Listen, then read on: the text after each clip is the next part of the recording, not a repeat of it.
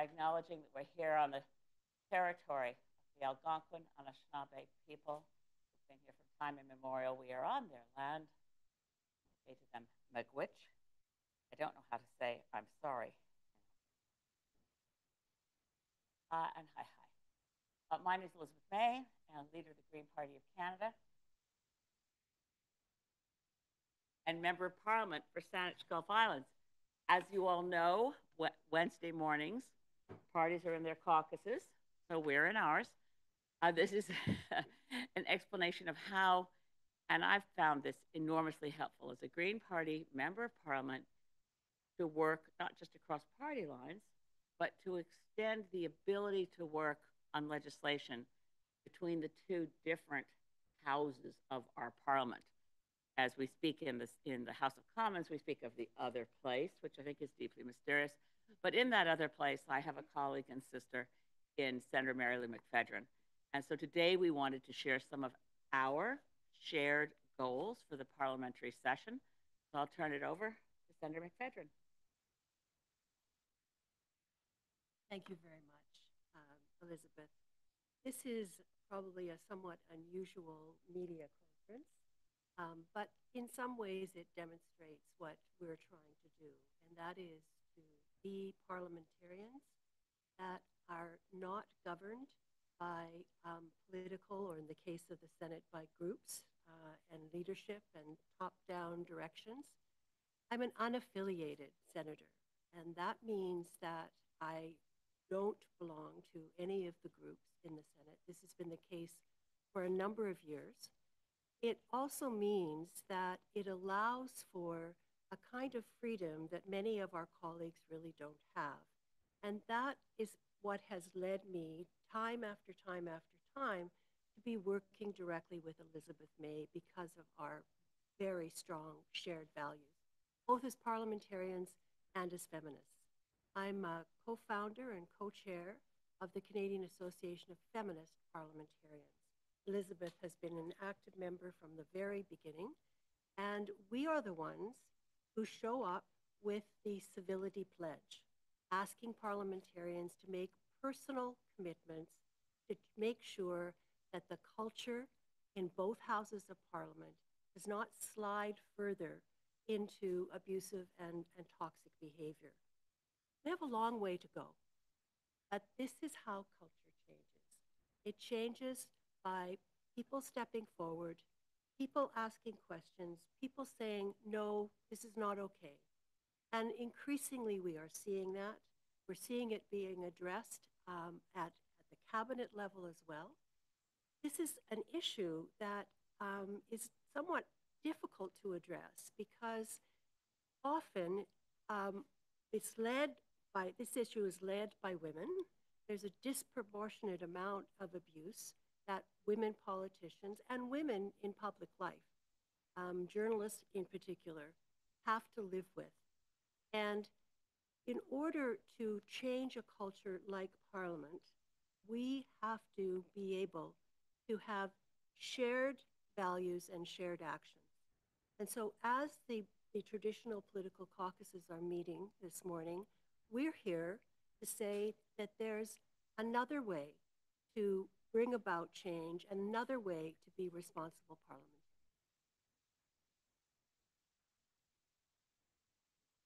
So in that light, let me just pick up on a couple of those points.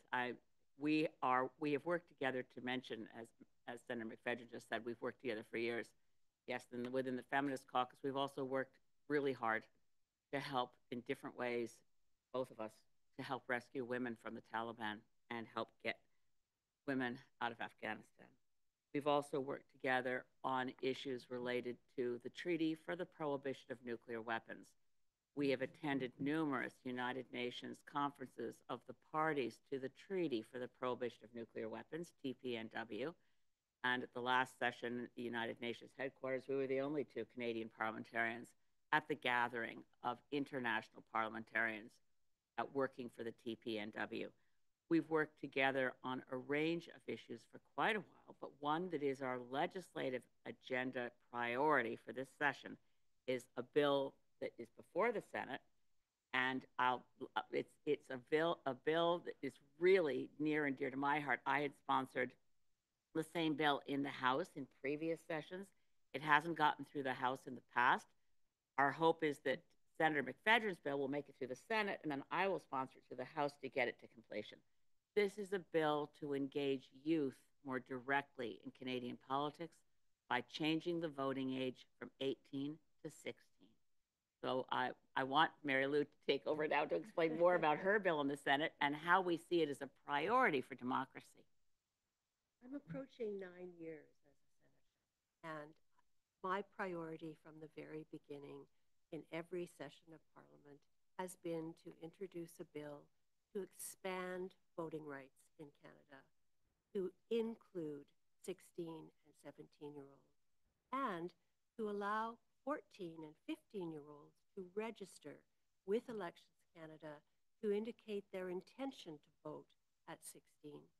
I have a national youth advisory, and within that advisory, we have working groups that young leaders from across this country choose to work on together as volunteers. Expanding voting rights in Canada to include 16 and 17-year-olds is a top priority among these engaged young leaders. I have young people that work with me as interns, as aides, as research assistants, and many of them actually started with me when they were still in high school, and they're still working on this issue. A national campaign has been building. You can see it at just vote16.says.ca. And there's a whole listing of speeches and all the different ways in which this momentum is growing. The fact that we are about to begin the Senate next week, this will continue to be a priority of mine. And we have a number of new senators, relatively new senators this year. And I've been able to speak to a number of them about this initiative. And there are no guarantees in Parliament. There are no guarantees in terms of a bill. This one is S222 in making its way through the entire process. But my most immediate goal, and it is shared by many of my colleagues in the Senate, is to have a committee hearing, get through the second reading of the bill, and make it possible for young leaders from across Canada to demonstrate how awesome they are and how much sense it makes to expand voting rights in Canada, to include them. I want to add and thank Marilou for doing something else that you haven't mentioned. For a couple of years in a row, Senator McPhedran has organized a youth congress around the issue of nuclear weapons and engaged young people that I've met first through your work here on the Hill, and then there I find them again. There they are at the United Nations headquarters for the meetings of the parties to the Treaty for the Prohibition of Nuclear Weapons. Young people have a tremendous weight. It's obviously trite, but very true that young people have so much to contribute to the life of Canadian democracy. And we find that voter turnout is least among voters 18 to 25. A lot of the research shows that that's because if you don't vote at your first opportunity, you're unlikely to vote at your second or third. And as it happens, voting for the first time at 18, again, based on research, is that that's the time that a lot of young people find themselves away from home for the first time. I certainly have been on university campuses on a voting day and saying to young people, the polling station's just over there. Here's the information. I was like, the thing is, I don't really live here. I'm a student here. I said, but you have the right to vote here. It's a bit of a hurdle. Voting at 16 will increase the likelihood when people are grounded in their home community that they go vote. The other thing about it, of course, is that at 16, we do recognize that driving a car that's a lethal weapon, and we trust that at 16 people have the maturity to get behind the wheel. At 16, have real jobs, hard jobs, pay taxes. The United Kingdom has made the decision that legal voting age is now 16. Vote 16, c'est un moment maintenant, c'est une priorité pour nous, mais aussi c'est une priorité pour la démocratie. Oui-même, il y a les jeunes partout au Canada. Ils travaillent fort en faveur de ce projet de loi. We know within the Green Party where we have on our governing council young Greens. We engage because young people are an essential part of our democracy. This is an opportunity, and it's one that we must seize. And I'm hoping, as Senator McPhedran said, that when the committee hearings start, when we get through second reading in the Senate, that this bill will have the support of the senators. Obviously, none of if you want to work on this bill in the Senate, none of you are 16 as senators. None of you are even. I mean, the current Parliament of Canada on the House of Commons side has a lot more younger people. We have to get it through the Senate first, because we don't want the argument launched against us that this is duplicative. Senator McPhedran's bill S222 has priority, and I'm not introducing a private member's bill on vote 16 unless and until I'm taking carriage of that bill to get it across the finish line. I think those are all the words we need for introduction. Nous sommes disponibles pour les questions en anglais ou en français. Je suis tellement fière d'être ici avec ma chère collègue et amie, et aussi un avocat comme moi aussi, féministe comme moi aussi, membre de l'Ordre du Canada. This is a rare caucus of feminists who are also in the Order of Canada. I think we welcome more. Merci beaucoup. Thank you very much to you both. We don't have any reporters online or in the room, save for myself, so I'm going to ask some questions. I'm Stephanie Levis with the Globe and Mail. Just picking up on the feminist caucus, or I wonder, when Chrystia Freeland's decision to step back from caucus yesterday takes another woman out of Mr. Carney's inner circle, and I wonder if you could reflect on that a bit and what you're seeing. We don't necessarily need to parallel the Trudeau Liberals with this government, but it does seem like there's a marked difference when it comes to placing a priority on ensuring strong women around the table. I will respond to that. I've already declared myself on a number of occasions in publications, in the press, actually beginning with the very first day of Prime Minister Carney being Prime Minister, and the fact that there was nobody in cabinet to look at women and gender equality. We're seeing a real pattern here with Prime Minister Carney, with the troika of white corporate men who are now at the peak of government. I think it's fair to say that it's not on the record yet, but we are hearing from women who are part of the government who are very concerned about this. We know that on issues of climate change, for example, this is a very common meeting ground for many, many women. It's also, to a large extent, young women all over the world who lead on addressing the climate crisis. And this is not a good look for this new government.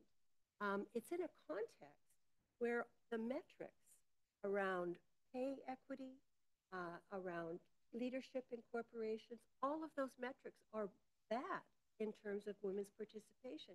We barely have 30% of women in the House of Commons in this country. And so seeing this and the messaging that includes, by the way, the recent publication that although the request being made by Minister Champagne of all the different departments to cut it 15%, what is the projection for the Women and Gender Equality Department? 80%. 80%. They just released, because those cuts, the 15% cuts, are supposed to be in place by 27-28. So but the report that was issued by Women and Gender Equality was that if you measure this current fiscal year through to 27-28, they actually have 80% cuts in their plan. I would just add that, and thank you, Sarah. The Canadian Federation of University Women have highlighted this as well. We're seeing clear trends. Women and gender equality funding is dropping clearly. In the Green Party submission to Minister Champagne for what is required, we focus very much on the wage questions of where is the funding? Is this no longer important? But again, the image of the inner circle, I mean, Marilou's already said it. It's not as if there aren't strong women in Mark Carney's cabinet. Anita Anand is brilliant. Melanie Jolie is Julie DeBruzen is Minister of Environment, but I don't think she'll get the clout in cabinet that does someone like Kim Hodgson as Minister of Energy. I worry very much, and there are, in terms of the inner circle of who's running PMO, that's where you don't see the women. And on a semi-related note, and now I'll go back to the previous Trudeau Liberal government. There was a time, of course, when the Prime Minister Trudeau styled himself as also the Minister for Youth. He had a youth secretariat or I don't remember what it was called specifically, Youth Council. And it seems as though that too has evaporated under the Carney government. I'm wondering what your sense is of where that voice fits the Carney Liberals. Again, for me, in terms of the youth advisors that I have and the young people across Canada that come forward to work with me on the Vote 16 campaign, on climate change, the majority are young women. And the messaging that's there, I mean, we were both at the book launch for Catherine McKenna's new book, Run Like a Girl. And in the book, finally, we get a very honest assessment of the kind of exclusionary experience that many women have. But of course, you have cabinet solidarity, you have Christy Freeland's another good example of making a decision, a choice that she wasn't going to accept unacceptable treatment. And that air of secrecy, that air of take one for the team, that don't be a whiner, don't talk about the kind of abuse that you're subjected to, that's part of the culture that we're challenging. And we're not alone. We're here together today, but by no means are we alone. And when we see so close to us the erosion of rights, the move not just to an autocracy, but we're seeing a fascist playbook. How can we possibly think that we are immune to that? And the indicators where you start to see a shifting of power, in no way am I saying this government is like the Trump government, but I'm very concerned about the indicators. I'm very concerned about who's not part of the decision making. I have enormous respect for the individuals who make up the troika of white corporate men around Prime Minister Carney. I know them, I respect them. That is still not acceptable. And that kind of exclusionary, if women are not there, if young voices are not there, if youth are not factored into key decision making, there's a squandering of our future. And that is a great concern. I just want to pick up on that too, because when you're not in this era in which we are, we're on dangerous crossroads for liberal democracies around the world. We've talked about this in Canada a lot ever since Trump and his second term. We've been gathered together frequently under former Prime Minister Trudeau, all opposition leaders and Trudeau together to say, okay, we need some solidarity. We need Team Canada. And I've been very happy to embrace elbows up, but I add arms outstretched because I'm so fearful for so many Americans who are at risk right now. But events in the U.S., of course, affect our culture. So I'm very concerned about the peril in which Rachel Gilmore was placed by a thoughtless social media comment from a leading Canadian politician, I won't say. It's just appalling and dangerous, and we must protect and be clear that Canada is a different country. We are rooted in shared values of respect for democracy, human rights, and the voices of women and youth must not be silenced. Thank you. I think that concludes our press conference for today. Have a great day. Thank you very much. Merci beaucoup.